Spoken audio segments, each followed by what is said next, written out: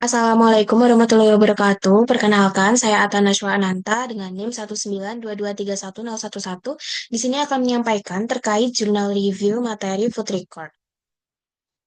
Jadi untuk jurnal yang saya gunakan ini adalah berjudul Development and Validation of Nutrient Estimate Based on a Food Photographic Record in Japan pada tahun 2020. Jadi untuk latar belakang dari pelaksanaan penelitian ini itu bahwa studi sebelumnya itu melaporkan bahwa estimasi porsi, energi, dan juga makronutrien berdasarkan buku foto makanan itu berkorelasi erat dengan hasil penimbangan langsung atau food weighing. Namun, korelasi pada sampel makanan yang lebih besar dan juga lebih beragam itu masih terbatas dan juga penelitiannya belum banyak dilakukan. Sehingga penelitian ini bertujuan untuk menilai korelasi dan juga perbedaan antara buku foto makanan dengan hasil penimbangan untuk 44 jenis zat gizi dengan jumlah sampel makanan lebih banyak dan juga lebih beragam dibandingkan studi sebelumnya.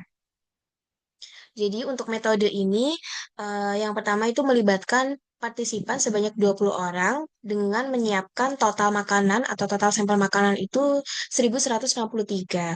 Kemudian masing-masing peserta itu menyajikan 28 sampai 29 jenis hidangan yang berbeda. Kemudian terdapat 41 hidangan umum yang dimasak oleh 20 peserta. Kemudian ada 73 hidangan lainnya yang juga hanya dimasak oleh 5 peserta. Kemudian terdapat 5 peserta yang memasak hidangan yang sama, namun menggunakan resep pribadi, di mana ini bertujuan untuk data yang didapatkan atau sampel makanan yang didapatkan itu lebih bervariasi dan juga menghasilkan data yang lebih representatif seperti itu. Kemudian untuk nutrisi yang dinilai itu ada 44 zat gizi yang dihitung berdasarkan data tabel standar komposisi makanan di Jepang edisi ke-6. Kemudian untuk prosedur penelitian, jadi yang pertama untuk metode FPR atau Food Photographic Record, di mana peserta itu akan memotret makanan atau sampelnya itu menggunakan kamera digital dengan dua sisi ya, jadi dari ada pandangan atas dan juga dari 3/4 dengan skala 1 cm. Sama seperti gambar di samping, di mana didapatkan total fotonya itu 2.326 dari 1.163 makanan uji atau sampel. Yang kedua, dua orang analisis independen jadi dalam penelitian ini melibatkan dua orang analisis independen, di mana mereka akan menilai ukuran porsi dan juga menghitung zat gizinya dengan mengestimasi dari foto referensi tersebut. Kemudian, skala penilaian ukuran porsinya itu ada 5, jadi ada kecil, kecil ke standar, standar, standar ke besar, dan juga besar. Yang kedua, terkait dengan metode food weighing, jadi metode ini dilakukan dengan setiap bahan itu akan ditimbang menggunakan timbangan digital, kemudian zat gizinya akan dihitung oleh peneliti independen berdasarkan data tabel standar komposisi makanan di Jepang edisi ke-6. Kemudian hasil dari metode FPR dan juga metode food weighing itu akan dibandingkan. Baik, untuk hasil yang didapatkan, yang pertama adalah estimasi perhitungan zat gizi pada metode FPR itu berkorelasi kuat dengan hasil pada metode food weighing dengan korelasi peringkat Spearman 0,78 sampai 0,94 dengan nilai P itu kurang dari 0,001. Kemudian untuk hasil kedua itu estimasi perhitungan berat pada metode FPR itu relatif lebih rendah dibandingkan dengan hasil pada metode food weighing. Di mana ini kaitannya itu didukung dengan hasil ketiga karena menunjukkan bahwa garis regresi dalam plot blend Altman menunjukkan kemiringan negatif yang signifikan, di mana ini tandanya terdapat kesalahan sistematis karena data yang didapatkan itu cenderung underestimate atau overestimate gitu, sehingga estimasinya itu untuk FTR itu relatif lebih rendah daripada food weighing karena cenderung underestimate atau overestimate seperti itu.